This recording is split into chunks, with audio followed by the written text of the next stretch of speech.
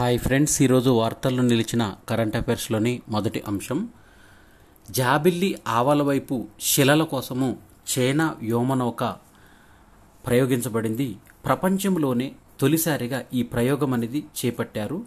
నింగిలోకి దూసుకెళ్లిన చాంగే 6 వ్యోమనౌకను ప్రయోగించింది. ఇప్పటి వరకు ఆ భాగం నుంచి ఏ దేశము నమూనాలు సేకరించలేదు.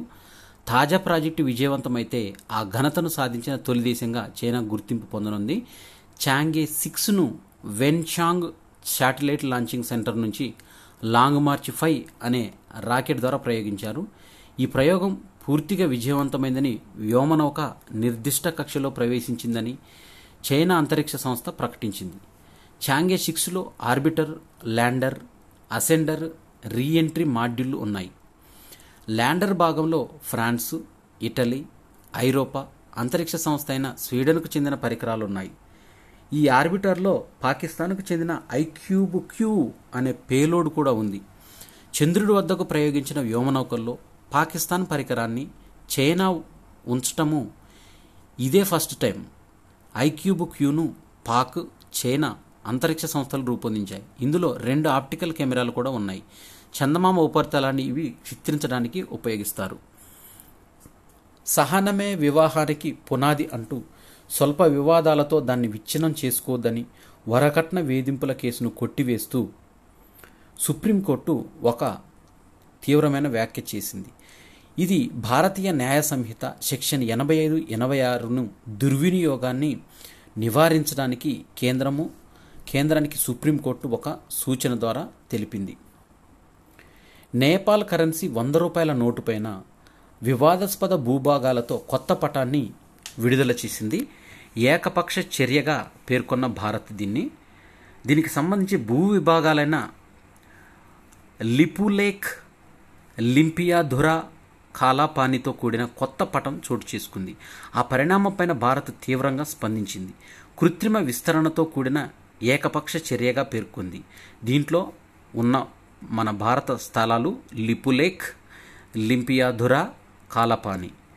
ఇది ఆమోదయోగం కాదని స్పష్టం చేసింది. ప్రధాని పుష్పకమల్ దహల్ ప్రచండ నేతృత్వంలో సమావేశమైన మంత్రిమండలి 100 రూపాయల నోటు పైన నేపాల్ పాతపటం స్థానంలో కొత్త పటం ముద్రణకు నిర్ణయం తీసుకుంది. అయితే ఈ దేశకు సంబంధించిన సమాచార ప్రసార శాఖ మంత్రిత్వ శాఖ రేఖా శర్మ మీడియాకు వెల్లడించింది. 2020లో జూన్లో నేపాల్ రాజ్యాంగ సవరణ కూడా చేసింది. సరిహద్దులో వ్యూహాత్మకంగా కీలకమైన పై 3 భాగాలైన ఏవైతే ఉన్నాయో లిపులేఖ్, లింపియాధురా, కాలాపాని, ఈ 3 ప్రదేశాలు తమకు చెందినవిగా భారత్ పరిగణిస్తుంది.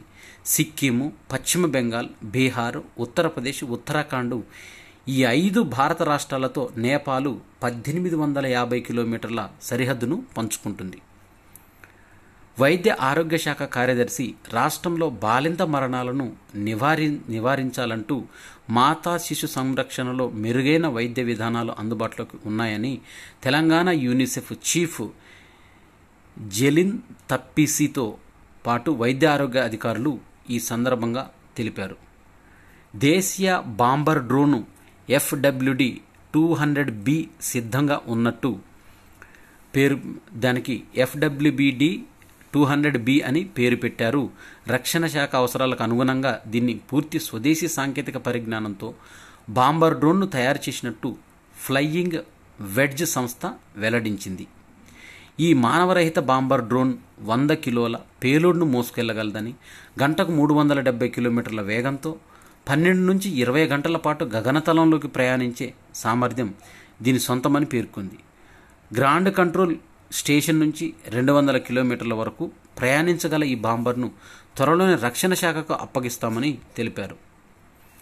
బోధన్, ముత్యంపేటలో నిజాం చక్కెర కర్మాగారాలకు మోక్షం లభించనుంది. ఓటీఎస్ కింద 43 కోట్ల బకాయిలు చెల్లించేందుకు ప్రభుత్వం సుముఖత వ్యక్తం చేసింది. సెప్టెంబర్ 17 నాటికి దీన్ని పునఃప్రారంభించేందుకు చర్యలు తీసుకుంటామని తెలిపింది. స్థానిక ఎన్నికల్లో అధికార కన్జర్వేటివ్ పార్టీకి భారీ ఓటమి ఎదురైంది. ప్రధాని పీఠం పైన ప్రభావం పడే అవకాశం ఉందని, రిషి సునాక్ ఇది ఎదురు దెబ్బగా తలగనుందని విపక్షాలు, అభ్యర్థులు ఒక సందర్భంగా తెలిపారు. యుద్ధ విమానానికి పైలట్గా కృత్రిమ మేధ అమెరికా వాయుసేన ఉన్నతాధికారుల గగన విహారం. కృత్రిమ మీద ఆర్టిఫిషియల్ ఇంటెలిజెన్స్ రోజు రోజుకి విస్తృతంగా వ్యాప్తిలోకి వస్తుంది. క్రమంగా అన్ని రంగాల్లోకి ఇది ప్రవేశిస్తుంది. యుద్ధ విమాన పైలట్గాను అది ఎగిరింది. తాజాగా ఆర్టిఫిషియల్ ఇంటెలిజెన్స్ నియంత్రిత F-16 ఫైటర్ జెట్టు అమెరికాలో గగన విహారం చేసింది. అందులో వైమానిక దళ సెక్రటరీ ఫ్రాంక్ కెండాల్ పయనించడం విశేషం. 1990లో స్టెల్త్ పరిజ్ఞానాన్ని ప్రవేశపెట్టాక సైనిక విమానయాన రంగంలో చోటు చేసుకున్న అతిపెద్ద పురోగతి ఆర్టిఫిషియల్ ఇంటెలిజెన్స్ సాంకేతికత. ఈ టెక్నాలజీ ఇంకా పూర్తి స్థాయిలో రూపుదిద్దుకున్నప్పటికీ 1000 ఆర్టిఫిషియల్ ఇంటెలిజెన్స్ ఆధారిత జెట్లను 2028 నాటికి ప్రవేశపెట్టాలని అమెరికా వాయుసేన భావిస్తుంది. ఇక తాజాగా గగన విహారం చేసిన ఆర్టిఫిషియల్ ఇంటెలిజెన్స్ నియంత్రిత F-16కు విస్తా అనే పేరును ఖరారు చేశారు. వన్డేలు T20ల్లో భారత్కు నెంబర్ 1 స్థానం దక్కింది. టెస్టుల్లో ఆసీస్కు అగ్రస్థానం దక్కింది. భారత్ 120 రెండో స్థానంలో నిలిచింది. అయితే ఐసీసీ ర్యాంకుల్లో భారత జట్టు వన్డేలు T20లో అగ్రస్థానాన్ని నిలబెట్టుకుంది. కానీ టెస్టుల్లో మాత్రం నెంబర్ 1 ర్యాంకును టీమిండియా చేజార్చుకుంది. ఆస్ట్రేలియా తిరిగి అగ్రస్థానాన్ని దక్కించుకుంది. కంగారు జట్టు 124 పాయింట్లతో టెస్టుల్లో నెంబర్ 1 ర్యాంకు చేరుకోగా భారత్ 120 పాయింట్లతో రెండో స్థానంలో కొనసాగింది. ర్యాంకింగ్ వార్షిక సవరణలో భాగంగా ఈ మార్పు అనేది చోటు చేసుకుంది.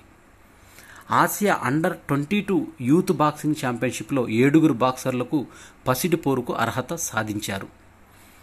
బంగ్లాదేశ్ తొలి T20 తంజిత్ హసన్ 67 నాటౌట్, 47 బంతుల్లో 8 ఫోర్లు 2 సిక్స్లు, దీంతో సత్తా చాటాడు. విదేశాల్లో పోటీలకు జ్యోతిని ఆమోదించిన క్రీడాశాఖ ప్యారిస్ ఒలింపిక్స్కు అర్హత సాధించే దిశగా విదేశీ పోటీల్లో పాల్గొనేందుకు ఆమెకు అవకాశం కల్పించింది. ఆంధ్రప్రదేశ్ సంచలన స్ప్రింటర్ జ్యోతి ఎర్రాజీకి వస్తు సేవల పన్ను దీనికి సంబంధించిన 2024 ఏప్రిల్లో తొలిసారిగా 2.10 లక్షల కోట్లు చేరింది.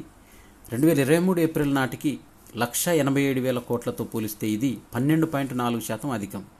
దేశీయ లావాదేవీల్లో 13.4%, దిగుమతుల్లో 8.3% వృద్ధి నమోదైంది.